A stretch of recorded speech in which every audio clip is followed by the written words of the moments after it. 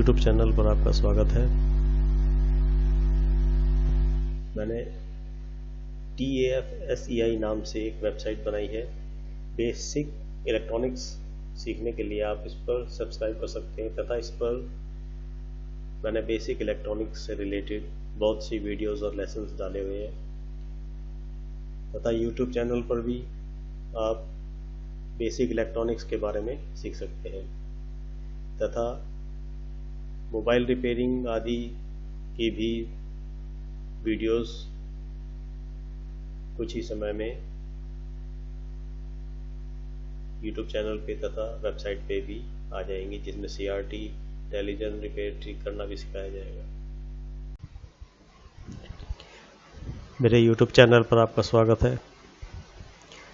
आज हम AC तथा DC के बारे में जानेंगे। आप सभी जानते हैं कि हमारे घरों में AC सप्लाई आती है, जिसको हम ऑल्टरनेटिंग करंट कहते हैं।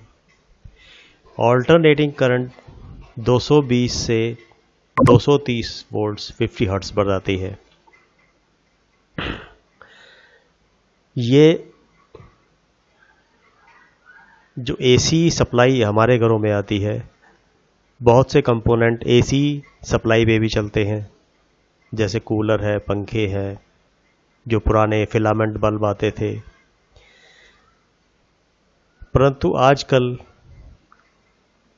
जो इलेक्ट्रॉनिक कंपोनेंट या इक्विपमेंट जितने भी होते हैं, उसको हमें DC सप्लाई की ज़रूरत होती है, क्योंकि AC सप्लाई 220 वोल्ट बहुत ज़्यादा होती है और इलेक्ट्रॉनिक कंपोनेंट के लिए इतनी बहुत अधिक मात्रा में इलेक्ट्रिकल एनर्जी की ज़रूरत नहीं होती। इस पे ये ख़राब हो जाते हैं।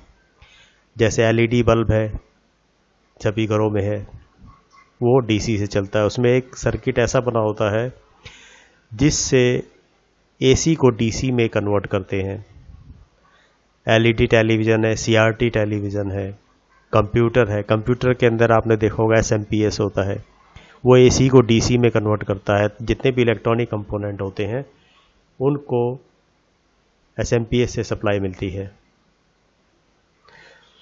अब AC तथा DC में क्या अंतर होता है, AC की चाल कैसी होती है, थोड़ा सा हम इसके बारे में बेसिक जानकारी लेने की कोशिश करते हैं। AC ऑल्टरनेटिंग करंट, जैसे कि इसका नाम है, इसकी चाल इस ढंग से होती है। यहाँ पे एक पॉजिटिव हाफ साइकिल, उसके बाद ये नेगेटिव हाफ साइकिल, यानी एक डायरेक्शन के अंदर ये मैक्सिमम यहाँ तक अपनी लिमिट तक जाएगी।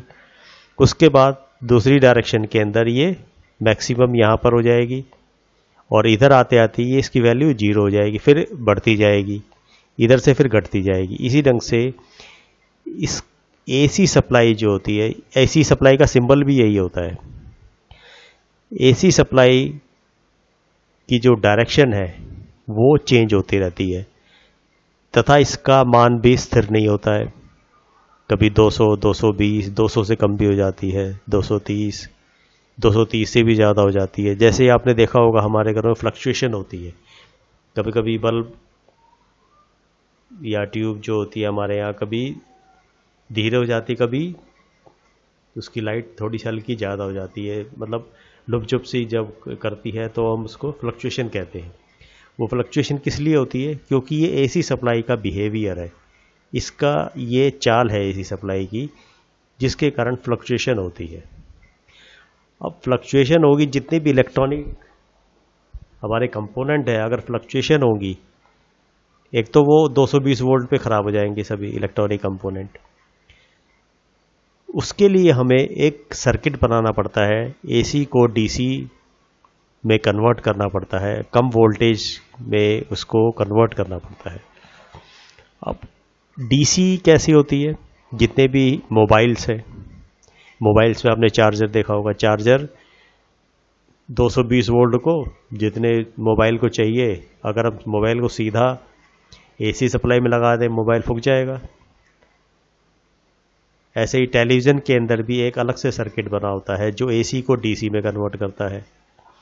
कंप्यूटर्स के अंदर, जैसे मैंने पहले कहा, SMPS होता है, वो AC को DC में कन्वर्ट करता है। इन सबों में डीसी सप्लाई यूज़ होती है। अब डीसी सप्लाई कैसी होती है, जैसे कि एसी सप्लाई, जैसे हमने अभी बात करी कि एसी सप्लाई की चाल ऐसी होती है, दिशा और मान बदलता रहता है, परंतु डीसी सप्लाई में ऐसा नहीं होता है। डीसी सप्लाई जो हम बनाते हैं उसका दिशा तथा मान स्थिर रहेगा। जितनी हमें ज़रूरत है, 5 वोल्ट की ज़रूरत है तो 5 वोल्ट हमें ऐसा सर्किट बनाना पड़ेगा जिसमें हमें 5 वोल्ट हमें प्राप्त हो। एलईडी बल्ब है, 5 वोल्ट की ज़रूरत है, उससे कम की भी इलेक्ट्रॉनिक कंपोनेंट के अंदर ज़रूरत होती है, टेलीविज़न के अंदर। ये डीसी सप्लाई की ये चाल होती है, स्मूथ होगी बिल्कुल ऐसे एक ही तरफ, नीचे की तरफ नेगेटिव साइकिल नहीं होगी, पॉजिटिव साइकिल के अंदर ये एक स्मूथ सप्लाई होगी इसकी। और इसकी डायरेक्शन भी एक ही होगी। 5 वोल्ट हमें पॉजिटिव चाहिए, पॉजिटिव मिल जाएंगे, नेगेटिव चाहिए, नेगेटिव सप्लाई मिल जाएगी। जैसे हमें सप्लाई चाहिए उसी हिसाब से हम सर्किट को बनाते हैं। और उसका जो सिंबल है वो इस ढंग का होता है। ये डीसी सप्लाई का सिंबल है तथा एसी सप्लाई को हम का जो सिंबल है वो जैसे कि पहले बताया था, ये एसी सप्लाई का सिंबल भी ऐसा ही होता है। जहाँ पे ये ऐसा सिंबल बनाओ ये इट मीन्स ये एसी सप्लाई है। और डीसी सप्लाई इस ढंग से होगी तथा उसका सिंबल ऐसा होगा, यानी कि स्मूथ है।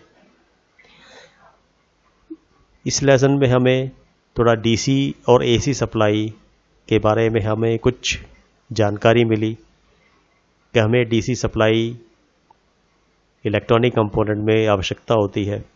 अब एसी को डीसी में कैसे कन्वर्ट करते हैं, उसका क्या प्रोसीजर होता है, वो हम अगले लेसन में सीखेंगे। तब तक के लिए शुक्रिया।